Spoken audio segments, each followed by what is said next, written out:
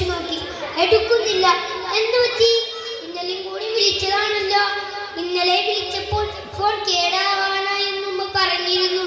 ചിലപ്പോൾ ഫോൺ കേടുവന്നത് കൊണ്ടാകാം. തൃപ്തിയില്ലാത്ത മനസ്സിനെ സ്വയം പറഞ്ഞ് സമാധാനപ്പെടുത്തി. ഉമ്മക്ക് ഞാനെന്ന് വെച്ചാൽ ജീവനാ. എനിക്കുമ്മനെ. എന്റെ കുട്ടി ഹോസ്പിറ്റലൊന്നും പോവണ്ട. ഹോസ്റ്റലിൽ നിൽക്കുന്ന കാര്യം പറഞ്ഞപ്പോൾ എന്റെ ഉമ്മ മാത്രമാണ് എന്നോട് ഇങ്ങനെയൊക്കെ പറഞ്ഞത്. പിന്നെ മനസ്സില്ലാ മനസ്സോടെ ഉമ്മയും സമ്മതിച്ചു. എന്റെ കുട്ടി ക്ഷീണിച്ചല്ലോ എന്ന് പറഞ്ഞ് കെട്ടിപ്പിടിച്ച് മുഖത്തൊരു ഉമ്മയും തന്നെ ഉമ്മേന്റെ മുഖത്തേക്ക് സ്വീകരിക്കുമായിരുന്നു. പിന്നെ സ്വർഗമാണ്.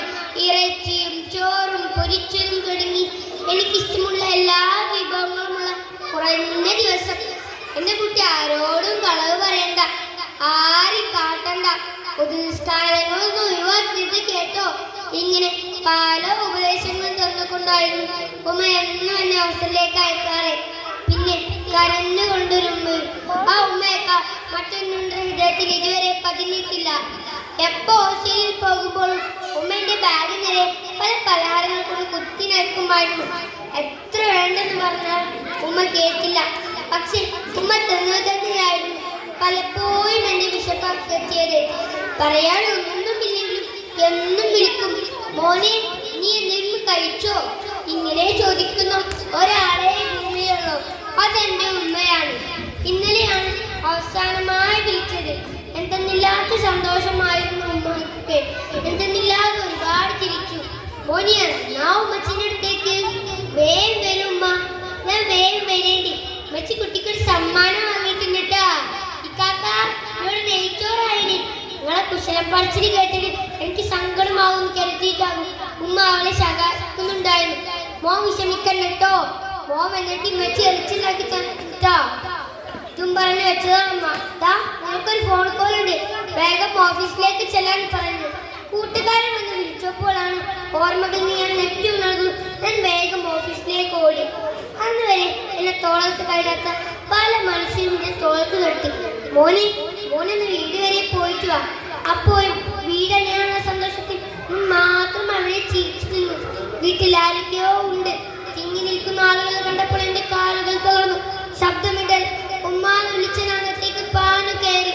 അമ്മ തരാൻ കെട്ടിപ്പിടിക്കാൻ ഉമ്മ വന്നില്ല. അകത്തേക്ക് കയറിയതും എന്റെ ഉമ്മയുടെ നിസ്കാരക്കുപ്പായത്തിൽ ചിരിച്ചു കിടക്കുന്നു. ഉമ്മ വന്നുമ്മ, ഒന്ന് കണ്ണു തുറക്കുമ്മ, ഒന്ന് വിളിക്കുമ്മ, ഒന്ന് കെട്ടിപ്പിടിക്കുമ്മ. എത്ര ആണത്ത് കരഞ്ഞിട്ടും എന്റെ ഉമ്മ കണ്ണു തുറന്നതേയില്ല.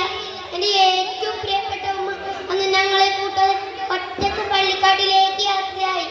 ഉമ്മയില്ലാത്ത വള്ളി കുറ്റത്തിൽ എല്ലാം നഷ്ടപ്പെട്ട തണലിന്റെ കിളിയെപ്പോലെ ഞാൻ കളർന്നിരുന്നു. കളർന്ന് പെങ്ങൾ എനിക്ക് ഉമ്മാന്റെ മുസഫ് നീട്ടി. ഓതി നിറമ്മനി ഖുർആൻ പേജുകൾ പൂർത്തിയാക്കാനാവാതെ ഞാൻ ഒരുപാട് നേരം കരഞ്ഞു. സമാധാനിപ്പിക്കാൻ ഉപ്പാന്റെ പെരത്തൈകളെ കെട്ടിപ്പിടിച്ചുകൊണ്ട് കരഞ്ഞു. ഈ പൊതി മോനൊന്നാൽ അവന് നൽകണം.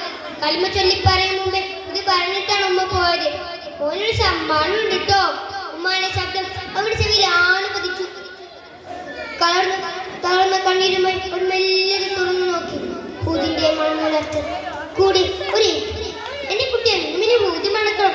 എന്റെ മോന് വേണ്ടി ഉമ്മയുടെ ഫോൺ വെച്ച് വാങ്ങിയതാണിത്. ആർക്കും കൊടുക്കരുത്. ഉമ്മാക്ക് സ്വർഗം കിട്ടാൻ പ്രാർത്ഥിക്കണേ. ഞാനില്ലെങ്കിൽ എന്നെ കാണാൻ വരുമെന്ന് അറിയാവുന്നത് കൊണ്ട് അടുക്കളയിൽ ഇഷ്ടപ്പെട്ട് നെയ്ച്ചോർ ഉണ്ടാക്കി വെച്ചിട്ട് ഉമ്മ. മോൻ വിശന്നിരിക്കും.